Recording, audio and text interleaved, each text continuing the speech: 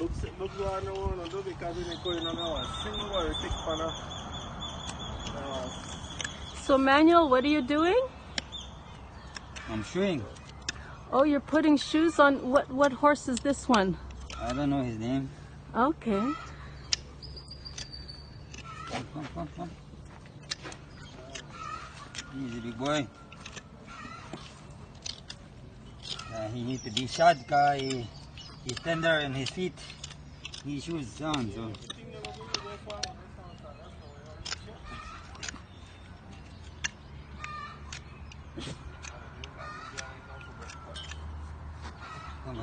Come.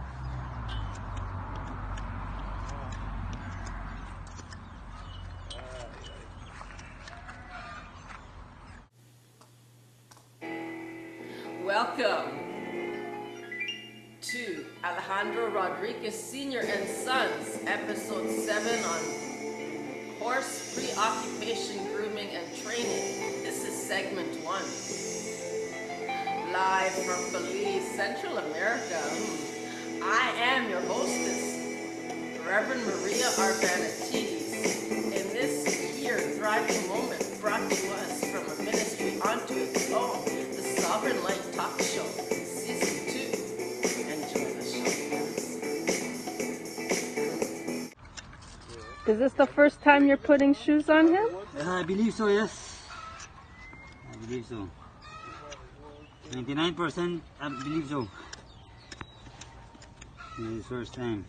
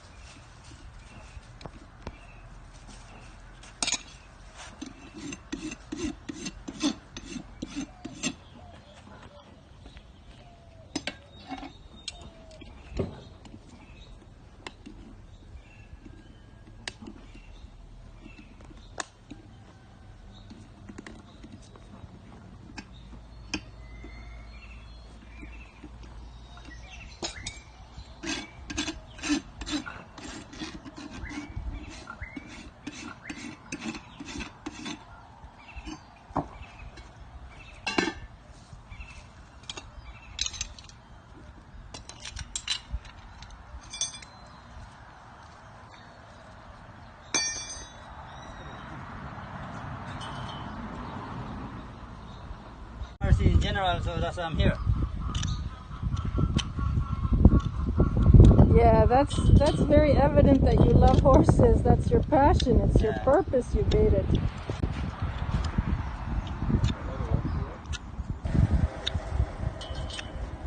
So what are you doing now?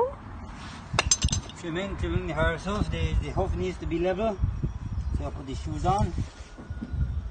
It doesn't. The hoof has to be level. You can't put the shoes on if the hoof is not level. That's rule number one. Then see if the shoes fit the horse. If it doesn't fit the horse, then you have to get a bigger shoes or smaller shoes. That depends. The hoof will tell you what to do. So when right now I'm just leveling whatever looks high. You know, especially these heels here has to be equally. Cannot be one higher than the other. And not the horse will be off balance, you know.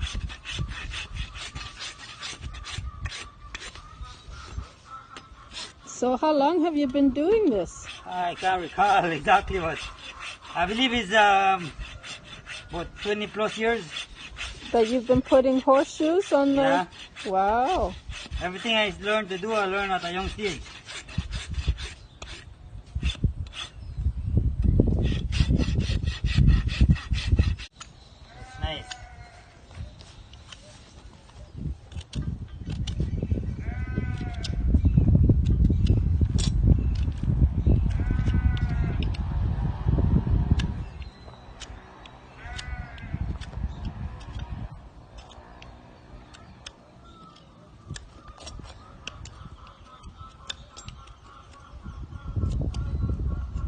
Now we're on to the second leg. Are they all the same size pretty much? Yes, some of them, some horses, some is, the front is bigger than the back. Okay. But majority of the time they're same size of hoof.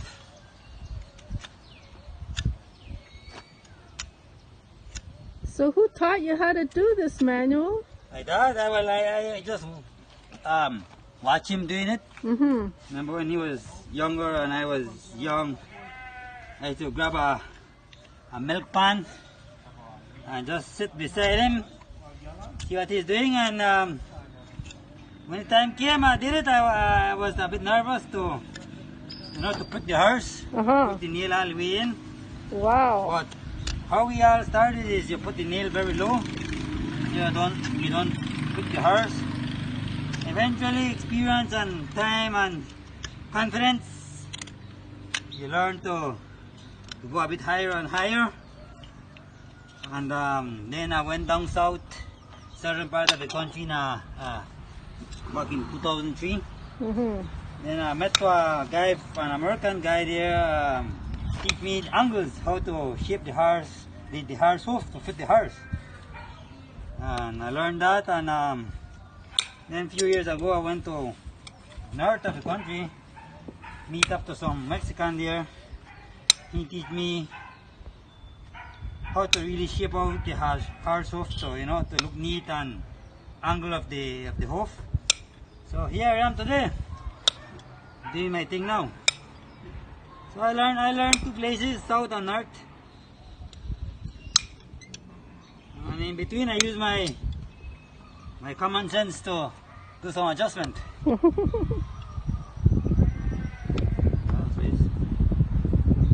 Love doing this though.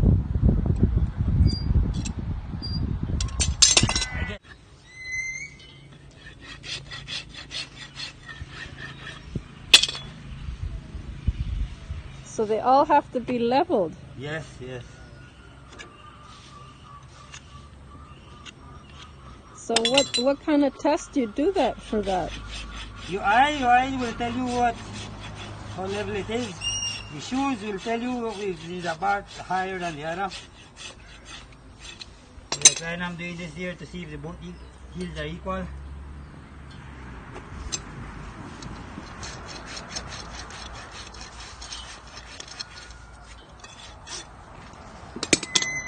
It's done.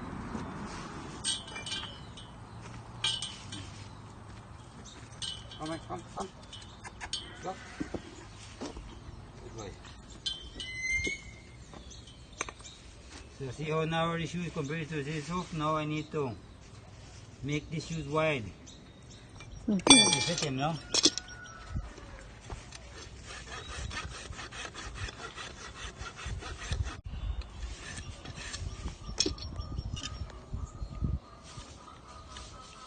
And what are you scraping? The heel? Is that bone or what? Ah, just slashes. This is part of his nail. Okay. Almost like you're doing wood. Like. Okay. You just need to make it wider now. Okay.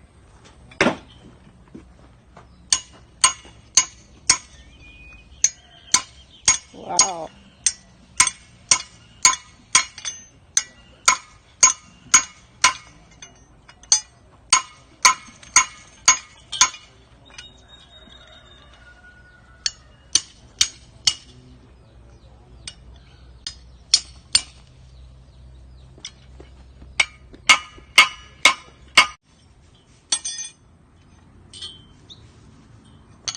That'll work now. Yeah.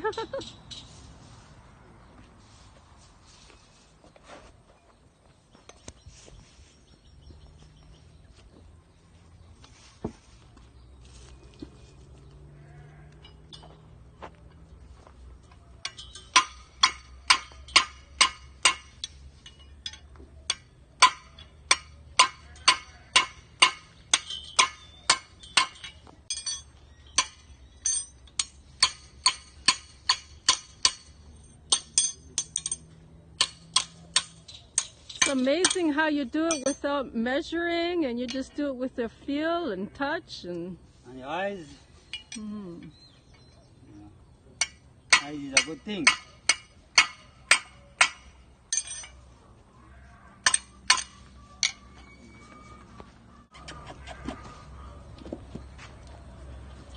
See, when I'm basically getting the shape of the shoes to according to her hoof. This cuts in and this cuts in, so you have to get the shoes to fit that hoof. That's the goal here.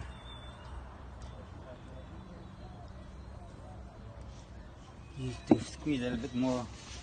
Mm-hmm. Mm-hmm.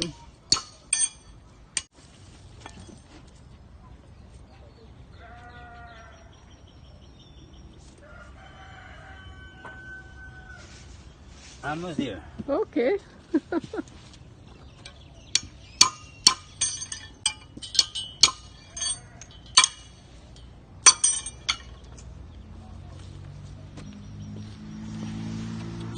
Come.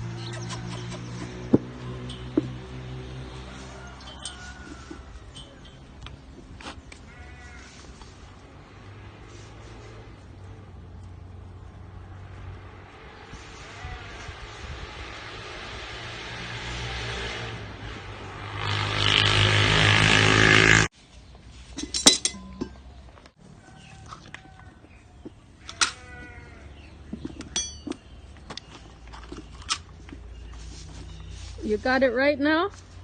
Yeah.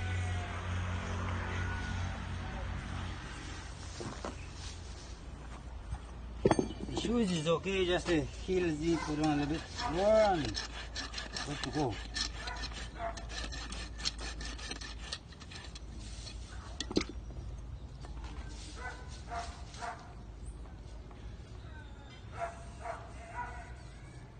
Yeah.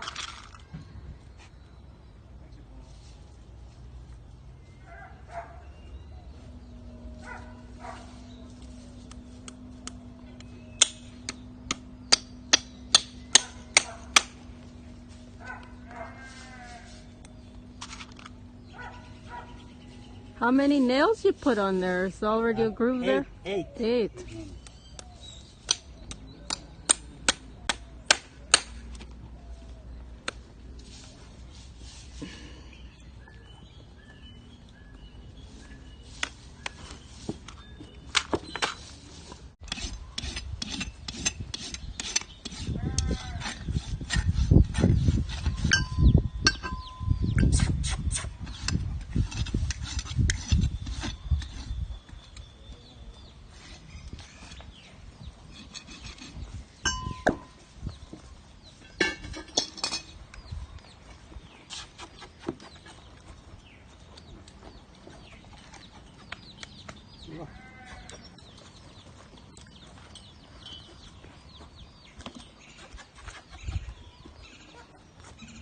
So now you have the two front and you have the back to go? I haven't finished with the front as yet. Oh, okay.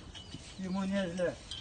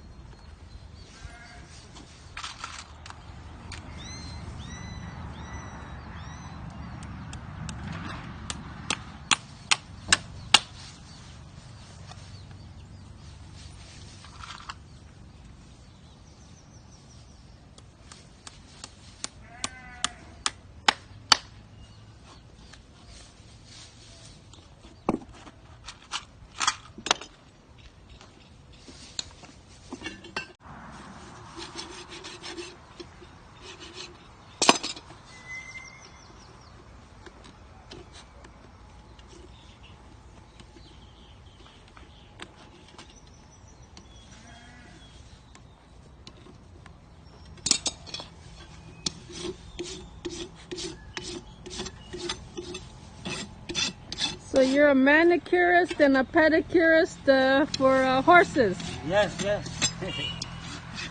Right. Are you the specialist for the Belize or KO district? Believe so.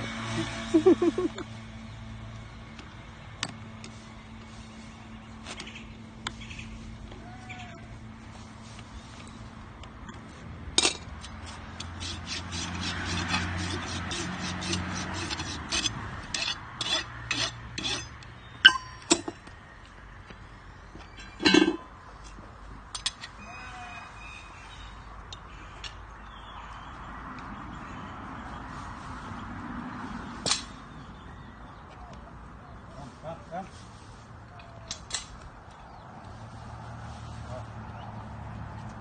Like to say that's what always argue with my wife.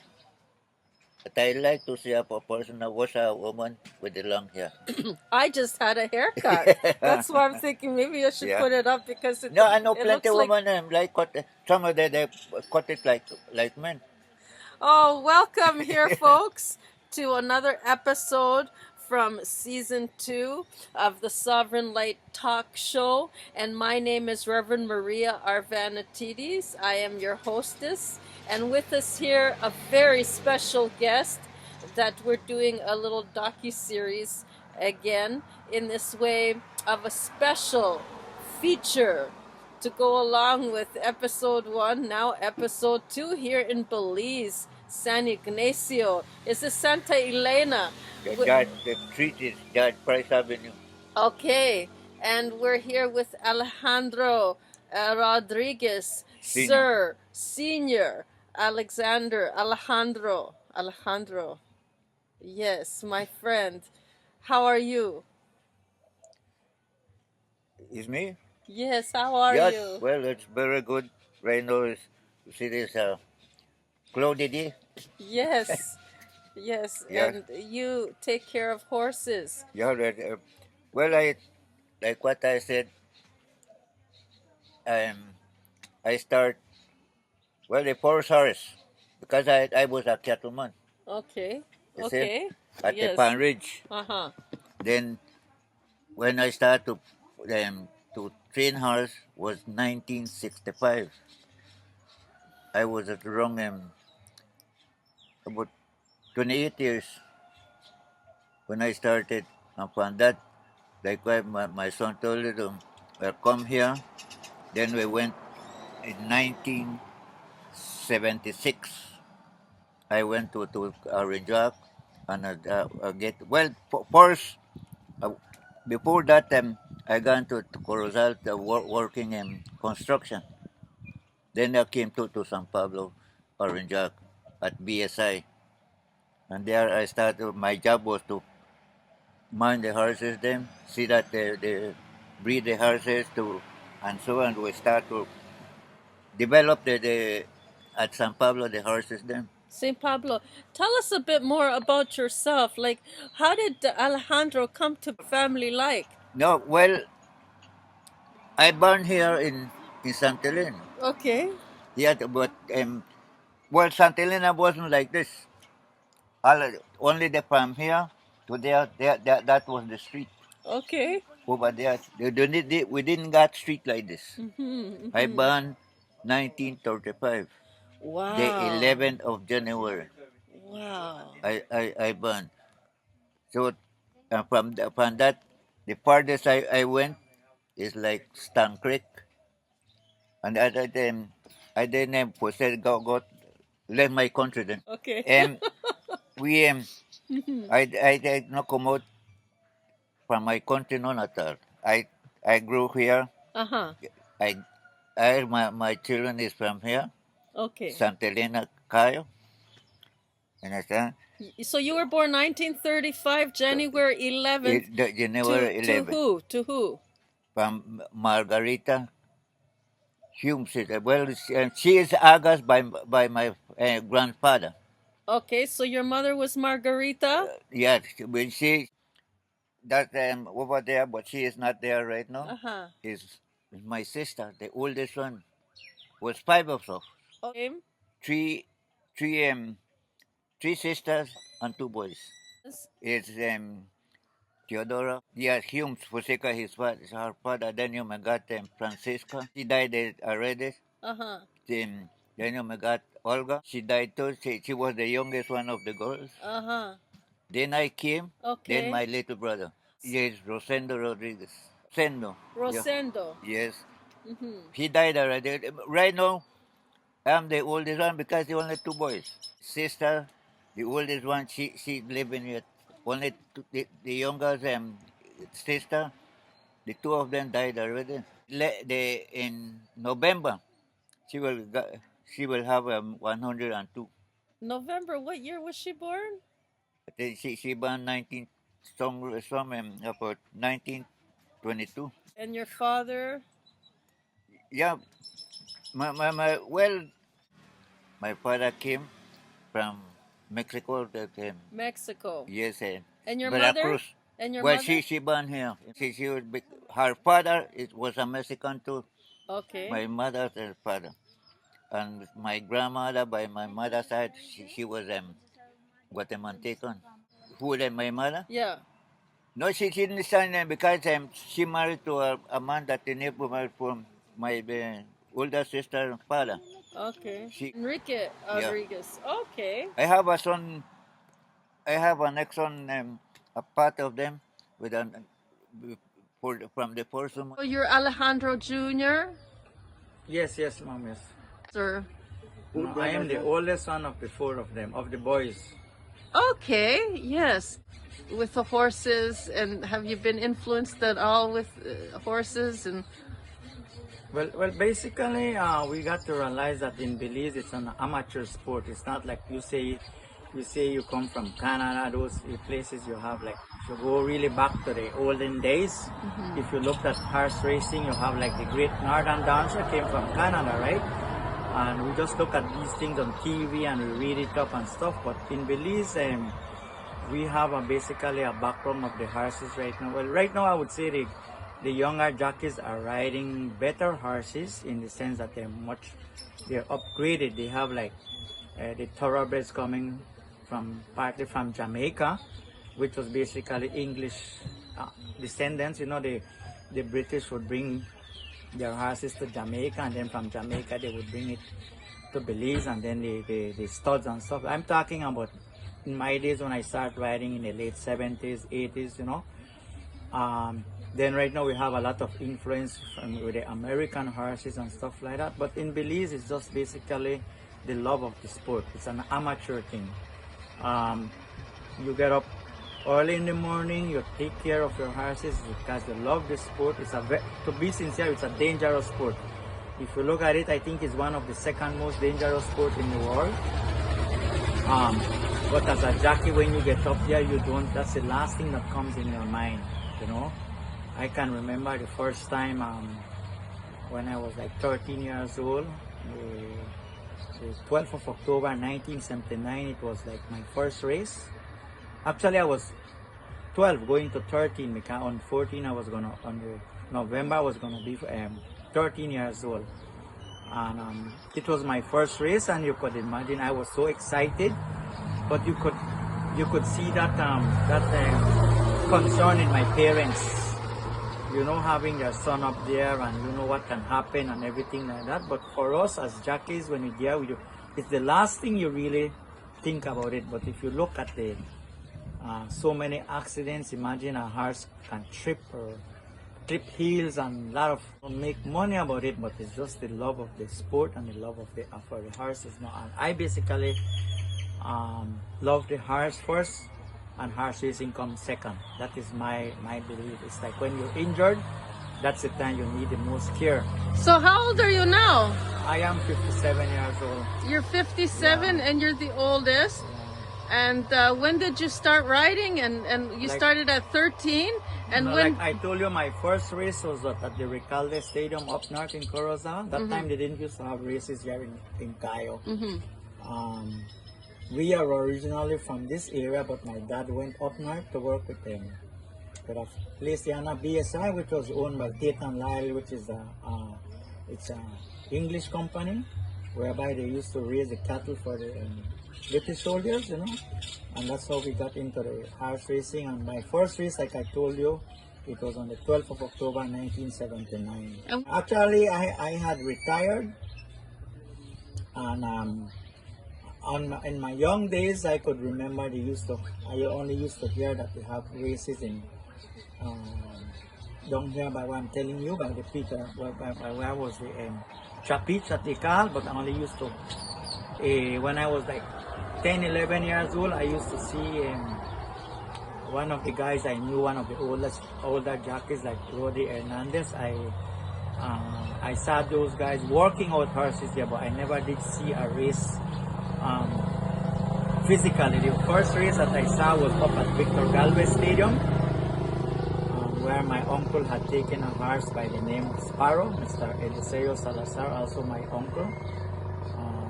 He was married to my dad's sister. So actually it's like within the family, it's like a genetic thing there that it's right in there. And from there, so from there I went up north, and then that's where we started to deal with horses, and that was my first race then. Yeah, so I tell you, I came back and a couple of years I rode, and then I was teaching at high school and stuff like that. But I think I actually stopped riding, being actively as a jockey about 1993, 94, somewhere around there. 94. That's when I got a job as a medical rep, and then I didn't really have the time to work. Even when I was teaching at high school, I was still riding. That was 94. I left there in August, so that would be more or less once the last time. Sixth Farm, Belize Technical College. I went to school there from 86 to 88, and I was down south by Placencia side. I think it's about 89 was when they opened the next small racetrack here by Halil Bejan Stadium. That's behind the football field, like where that area, a little behind where they're opening a big store right now, which is Quality Supermarket, right in that area. Okay. It's four boys. It's four boys, and we have, but from basically all of us used to ride. I have my next younger brother. He would be like, I would say like 4 years. Okay. Between 4 to 5 years different age than me. We used to ride together, and then the other ones used to ride together, and the younger ones, no? Fabulous. Because Manuel is the youngest of the brother, so he has a brother.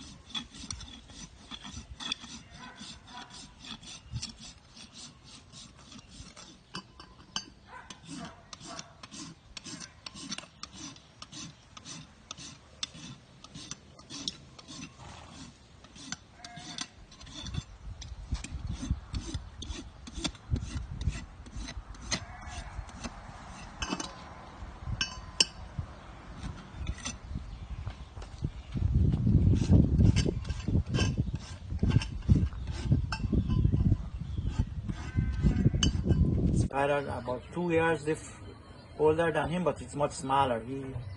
They ride together and stuff like that. But it's basically for the love of the sport. Like I say, you don't make nothing out of horse racing in Belize. Very good. Very They're good. right there. Very Where hot. exactly up north are you working? Where I'm not working right now. I used to work the entire country doing sales. It's not only one spot. Oh, I okay. didn't have like an office. I don't like office job. I prefer to be But out, where do you live up north? in the village of San Pablo.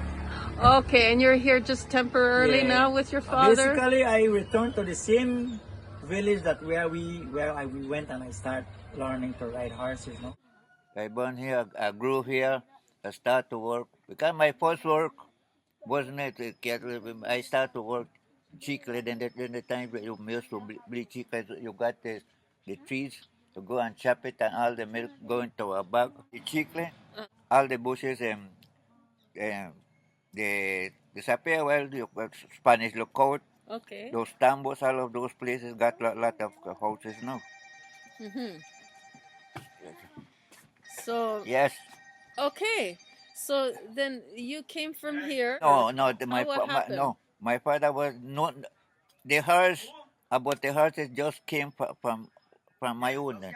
Okay. Not my father. She wasn't. His job was chicle bush like what I said on those days. Chop the tree Uh-huh.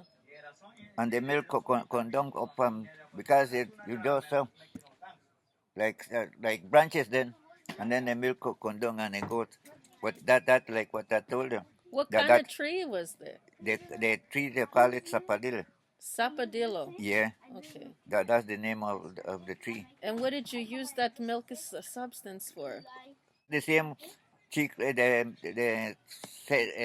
it out, and then they come back, and that was the chicle that they call novo. Okay, and what was it used for? What were Well, you? that's what they use it when they make all kind of sweet out of the chicle. Okay. Yes, because the chewing gum then. Oh, chewing gum. Yes, Oh, for making chiclets. yes. Hi. So these are all the stables. Hi.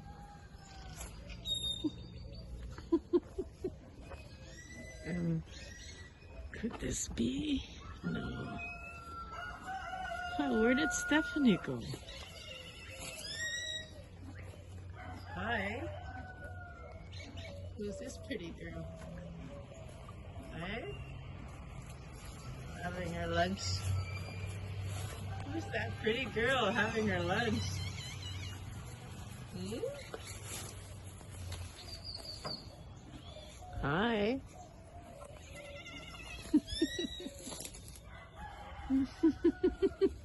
Hello.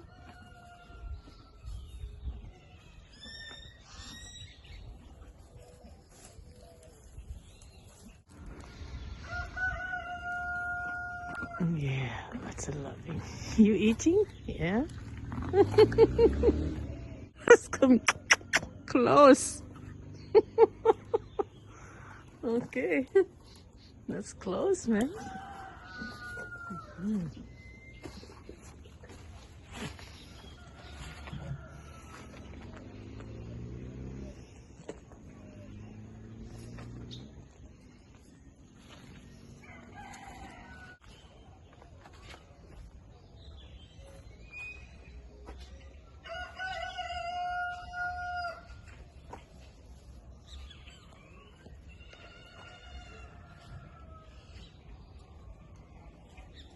Working with the company. Okay. You see, I tend to the horses them, and then my brother, he was the cattle man, and he was in charge of the cattle. Okay. He was the boss of the cattle, and then I tend to the horses them, the horses that the cattleman them then ride. I may have to get them ready to for them for the day, every day then.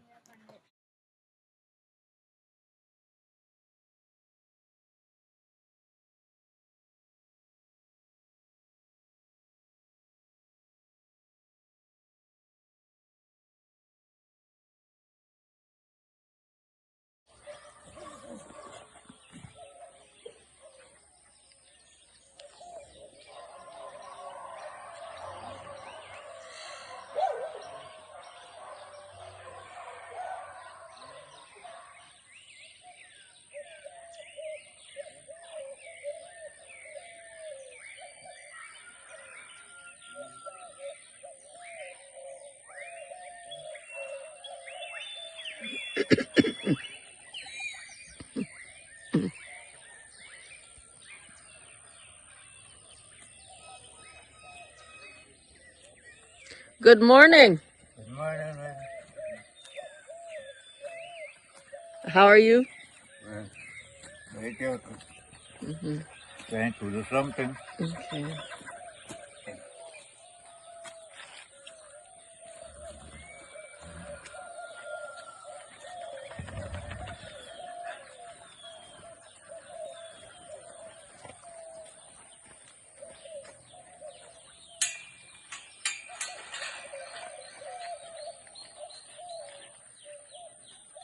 When I was small, I own a horse. So I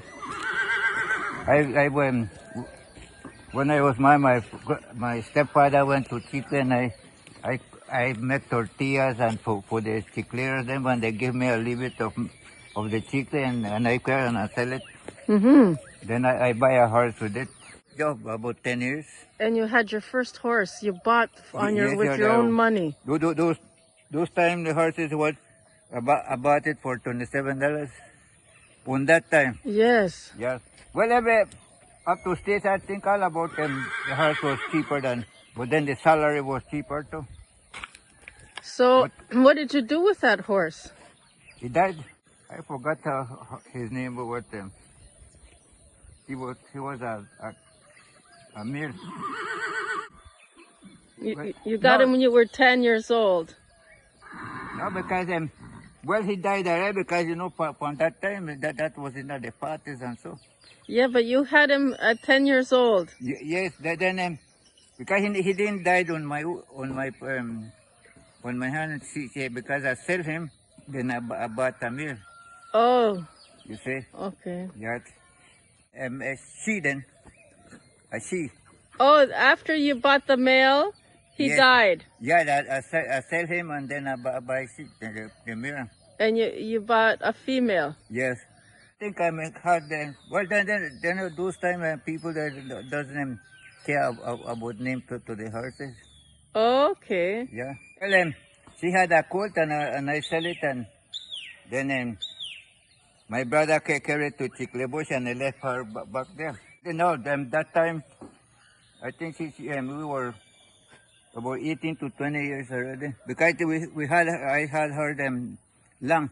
Oh, for like 5 more, years? More than 5. 6 years? Yeah. Okay. Yeah. And what about the baby? Well, that terrier was a Shih Tzu and I sell her. There, he stayed there with a man on his ranch. And then when did you have another horse again? Well, that when I went to work at San Pablo. Okay. Yes. I married them. That the car I was running her. My name Unwanted. Her name was Unwanted? Yes, because she born from the Rio, but she never liked the breeding. Okay. And then he told, well, they not exactly. Mr. John Mason tell me, give me $200 for make them say, I just gave you right so. And I paid the $200 and then she gave me from all those horses came. Oh. Stephanie and so.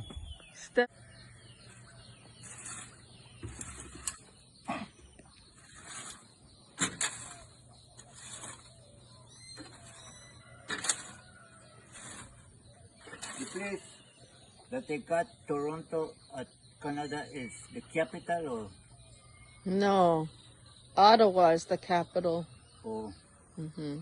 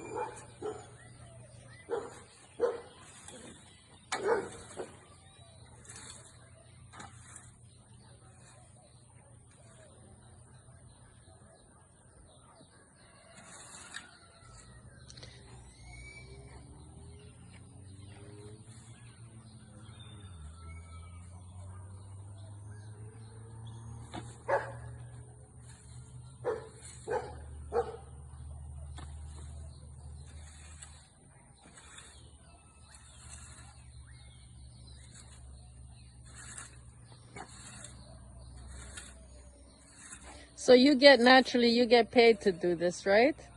Yes. But a small salary, do that. That's like when here in Belize, when you get to a certain age, you know anybody give you a work. Then you get that benefit like when you're employed like in a social. Oh, okay. But that is even if you own who you work at, like me here, Mm-hmm. the owner of the horses should pay a social for me. But I can't get if I get sick I can get benefit only if I get accident. Oh, okay.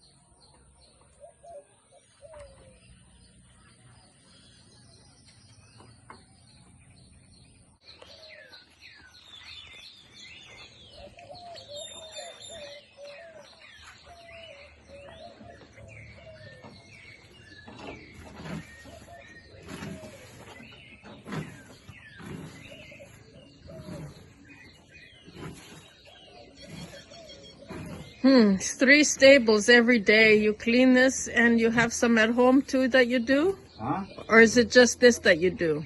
You what? This stables here and at home too? No, that is manual job. Oh, Manuel does Yeah, Oh. he does that. those. How many stables? 3 stables there too? Yeah, 3 stable. Mm-hmm. Because I noticed, I think there's 6 horses there. Yeah.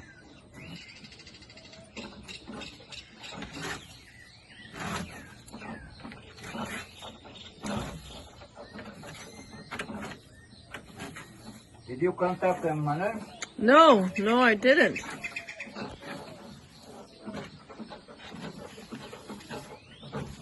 So if you could do anything differently, would you do anything differently from your life? Like what? If you could do it all over again, would you do anything different? Well, because here them, sometimes there's nobody there then, and the parents want to fix it, I fix it. Mm-hmm.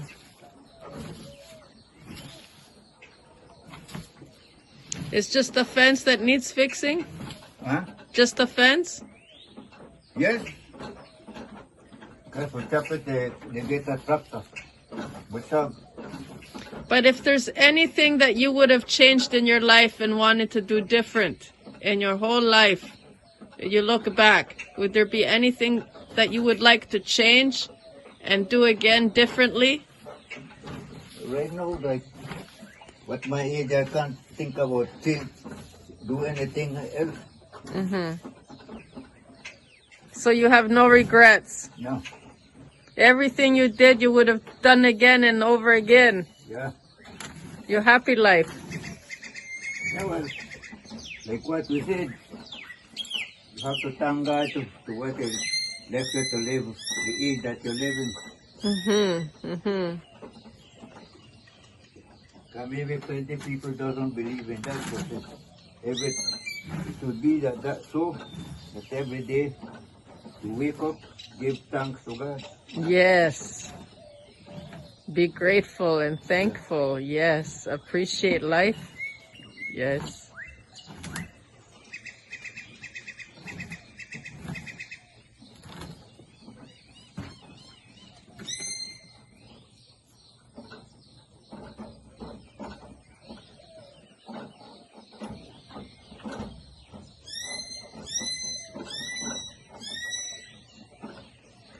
So God give us life and we make it worth living. Yes, that's my mind. Mm-hmm. Your life, like how they got the saying in Spanish and English, they have, if your life is bad, your bed is very hard, that you build it. Because your life that you have to run your life. And you could make it hard, and you could make it tougher than it is. Yes. So what is the ground? You do something special to the ground? Like do you put something on the ground?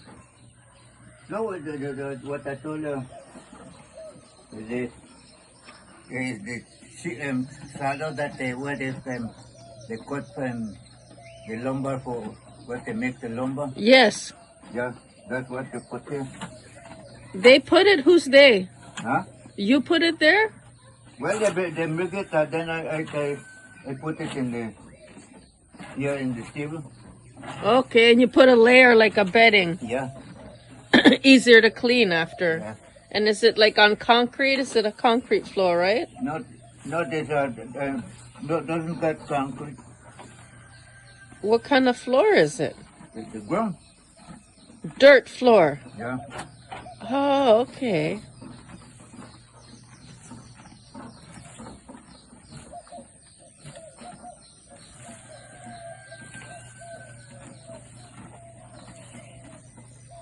And this is horse number 1, door number 1. You have 3 rooms here, right? Yeah. And sometimes when there's no room, you have them out there? Well, even if they have it, you see, the correct thing is they can't always stay in the stable. They have forgot, like when you go to school, they give you recess. Mm-hmm. Yeah.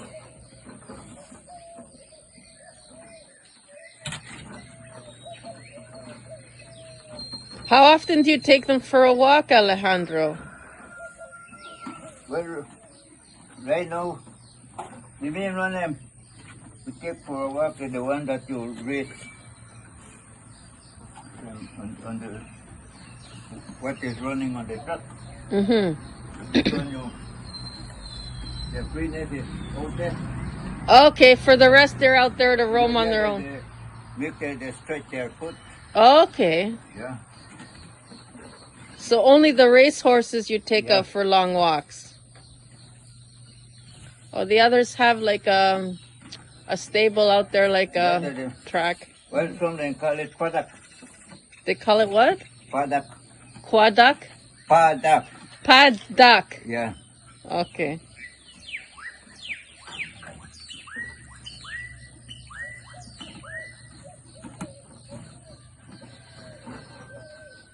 And how big is this land that they roam around on? Like how many meters is it? The land? Yeah, over there by the side. What? That they go and they roam around. They stretch their legs. Yeah, but they only got wires. Yeah, how big is that property? Well, maybe on everything, because it's not for him, is that part there, over there. Do you ever take them by the river, or do they go on their No. own? I don't go. I doesn't do that. We do two sources like what I told you. Maybe they'll be like the racing horse. Okay, only the race horses. Yeah. Go carry them to swim and stuff. Oh, and they swim it too? Yeah. But these other ones are recreational? Yeah. Like, what are you going to do with these horses? Huh? What are you going to do with these horses, the recreational? No, this is not a racehorse. That one was a racehorse. That the mare. That is an imported. The mare. Uh-huh. Imported horse. She was running, but she get injured. Okay, so what are you going to do with these horses? That's only the owner could do. I'm just taking care of them then. The caretaker. Yeah. But you know, like, you don't know anything other than that. Yeah. Just take care of them every day. Mhm. And this is your job description. Yeah. You do this 5 days a week or 7? It should be 7. Uh-huh. When you come to horses, it's 20. They call it 24/7. Okay.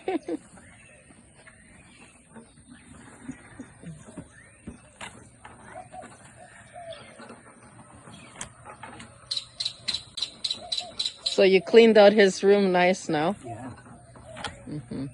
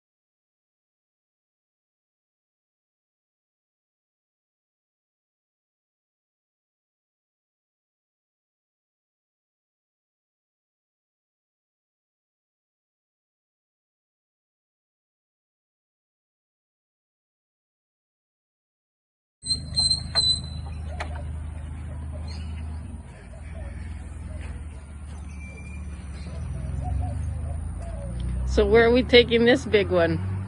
Same thing, same routine. Oh, for a brush? Yeah. Looks like it needs its face washed.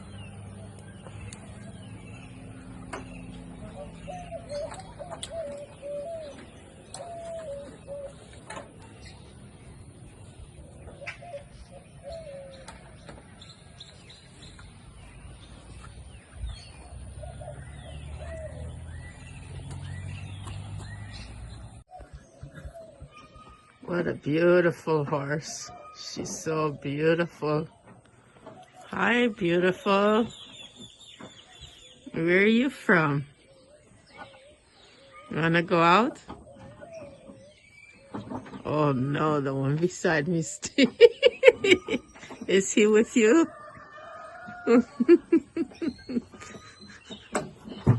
Hmm.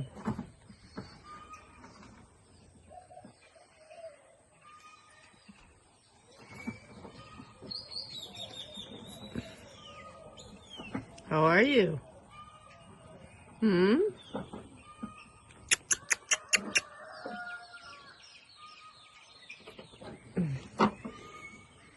Hi.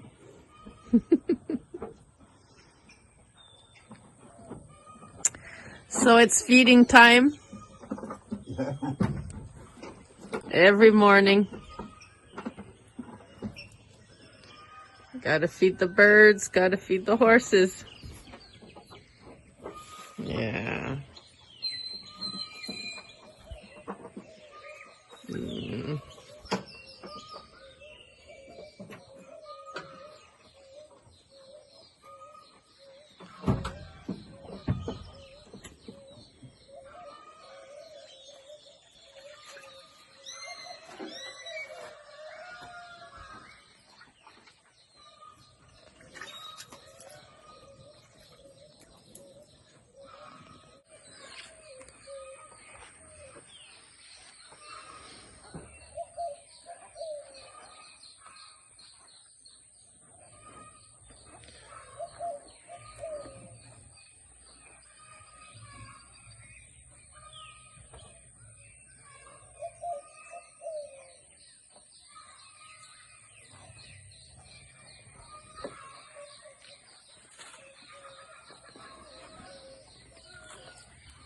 And what kind of feed is that? Corn. It's curd? Yeah. We broke it up. What's curd? Huh? What is curd? What is curd? Corn. Yeah, what is the curd? What is that? The corn that would make tortillas and Oh, corn and tortillas. yeah, they make the same chips that they corn chips that they call it. Okay, okay. Go on, quick it now. Yeah. Go on.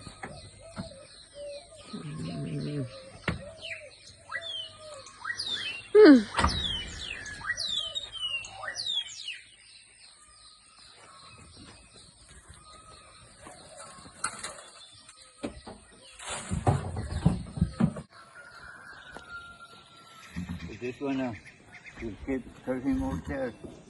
You're taking him out too? Yeah, over there. Mm-hmm. Make you feed some.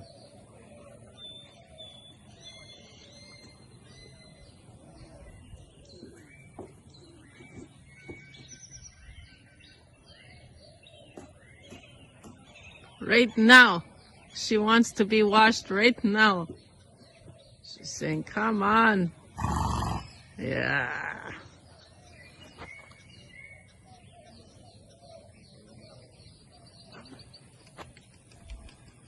This week, yes, I have a lot of job because I want to clean up all of this place. Okay.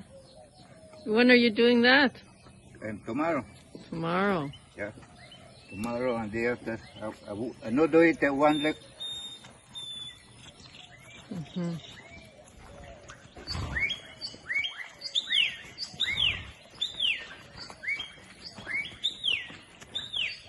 Where are we taking Cascabel? Right here. Okay.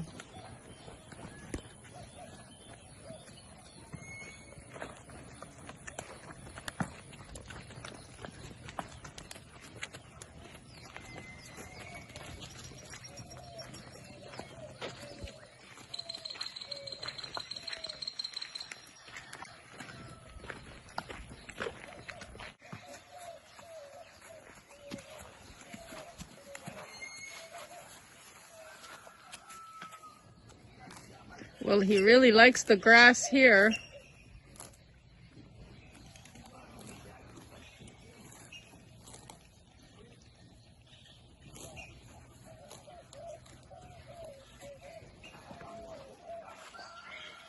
And does the rain bother them if they're out in the rain?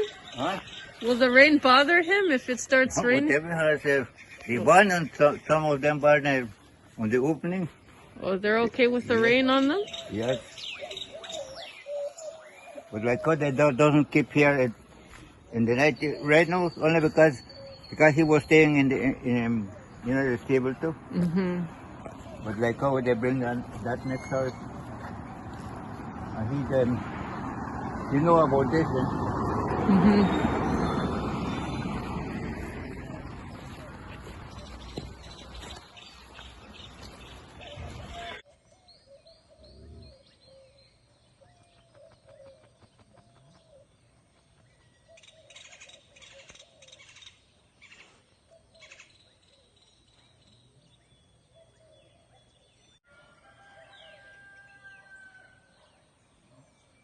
You have been watching episode 7, segment 1 of the 2 Alejandro Rodriguez Sr. and Sons on horse preoccupation, grooming, and training.